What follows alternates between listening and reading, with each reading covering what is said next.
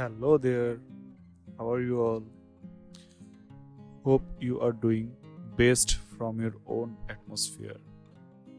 You already understand what the topics I am going to talk today. Yes, today's lessons is going to be on eyes, its principle and action. First of all, let me introduce you about the basic structure of eyes, eyebrow, lid fold, upper eyelid margin, iris, pupil, lower lid margin, lower eyelid, sclera, lacrimal. In my drawing, you can see how I start the drawing so that in first you need to draw a circle. It's the basic shape of eyes. The circle represent whole eyes area. You can say it as a sclera.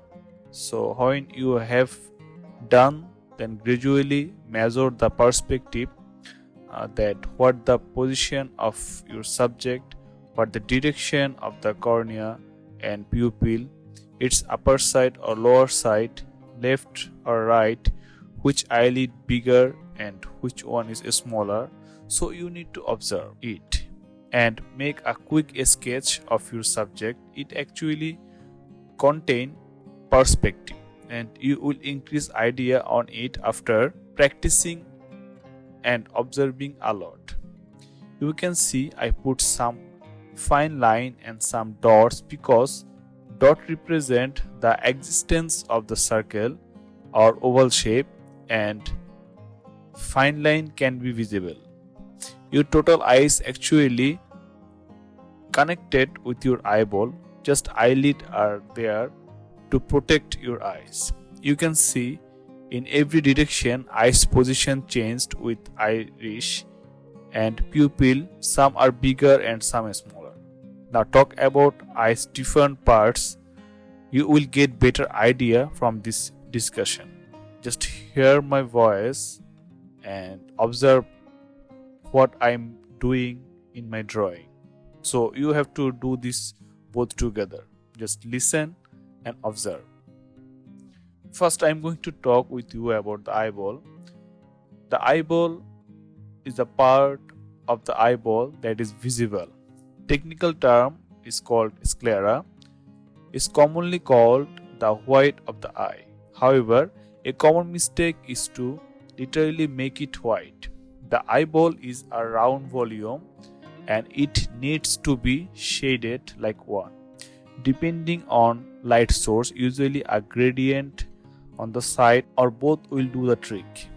The biggest mistake you can make is to leave the white of the eye white when the entire eye is in shadow. That makes it looks as if the eye is glowing. Now talk about the iris, cornea and pupil. The iris and cornea sit on the eyeball like two balls. The iris is slightly concave ball like a crater and the cornea is a convex ball like a hill. The cornea is much like a transparent contact lens, so the iris and pupil are visible behind it. The shape and angle of the iris is commonly overlooked. It look only be a perfect circle from front view. When the eyes moves around, the shapes becomes an oval and the angle changes depending on the direction of the gaze. The further the iris is from center, the narrower the oval will become. To find the angle of the ball of the oval, draw a straight line from the center of the eyeball to the iris.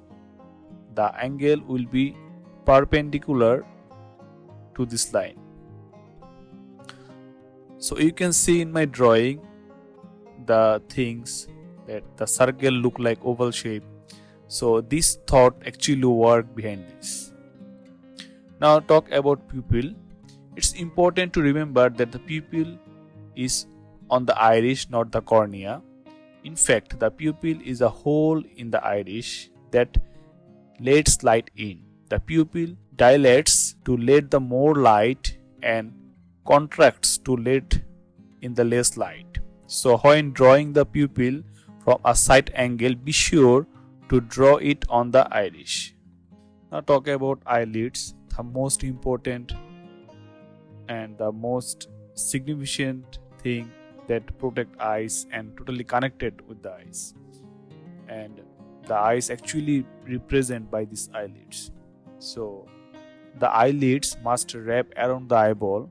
The lids have some thickness to them, so showing the bottom plane of the top lid and the top plane of the bottom lid is very important. If the light source is above the eyes, as it usually is, the top lid will have a shadow on its bottom plane and the bottom lid will have highlights on its top plane. The opening between the eyelids is one that confuses most of us at the point or another. It's complex and it changes as the eye moves. From the front, in a relaxed position, it looks something like this. From the front, in a relaxed position, the top lid peaks closer to the nose, while the bottom lid peaks closer to the ear. Do not draw the tear duct shape, also adds some complexity. It is not centered between the lids but is a bit lower towards the bottom lid. From the side, the shape resembles a triangle with the corner poking out. The tear duct is hidden at this angle since it is behind the eyeball.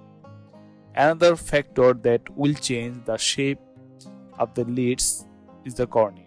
Since it is a convex form, as the cornea moves, it will push the lids out. Now talk about the eye's different angles. From other angles, eyes might appear flat if drawn in a straight line.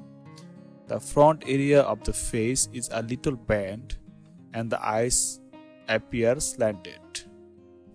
The front of the eye changes when the pupil moves.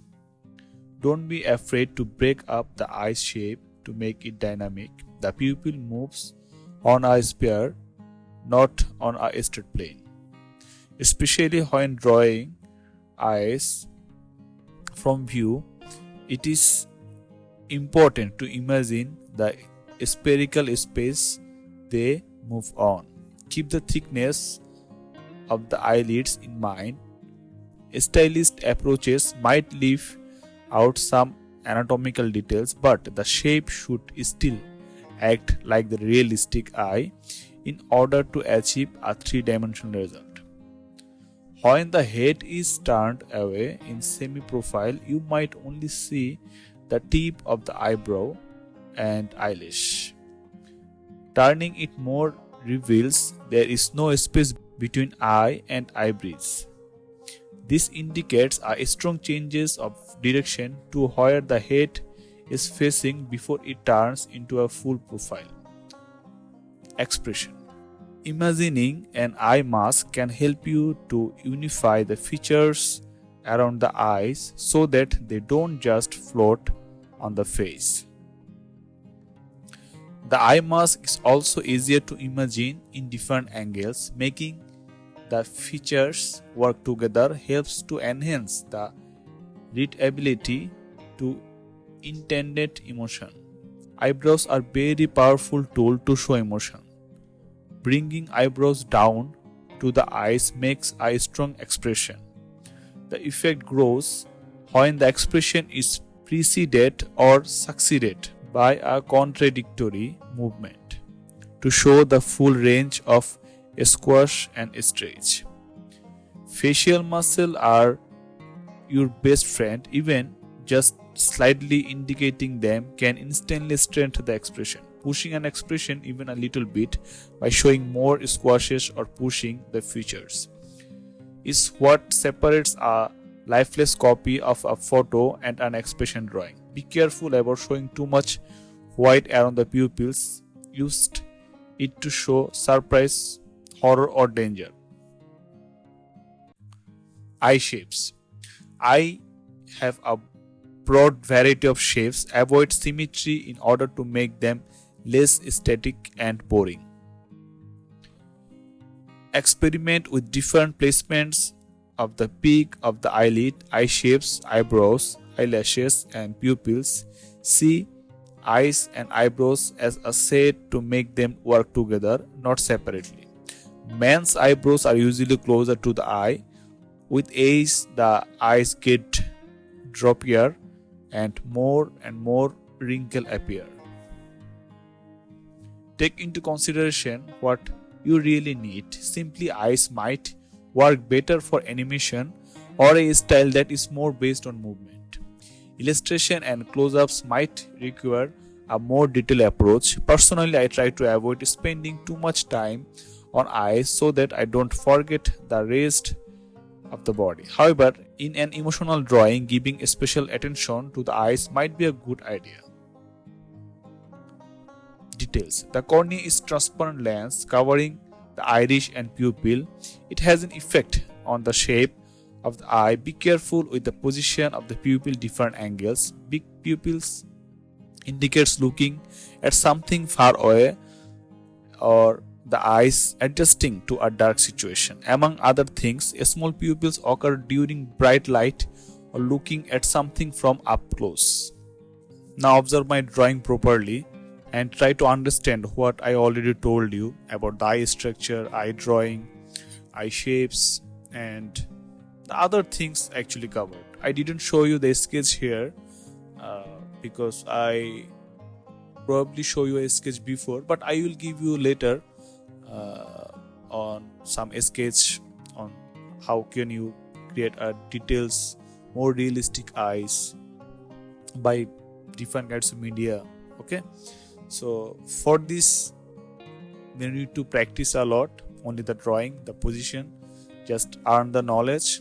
How can you draw different angles or capture your figure or your daily life's drawings? So you have to do this.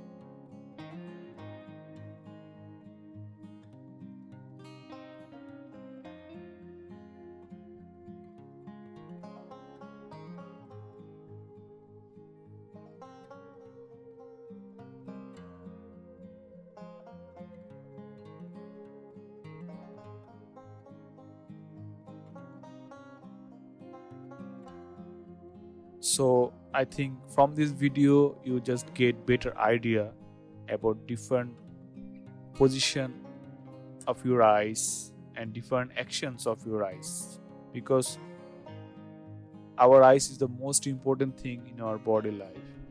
So every day, every moment, every minute and every seconds your eye just move in different directions. So as an artist, you must have the knowledge to capture the real view of your subject, I mean the opponent eyes. So this tutorial I think helped you a lot, and observe the whole video properly. You will get better idea that how can you create a quick sketch of any subject and make it better in later. So see you soon with my next tutorial. Till then, take care. Bye bye.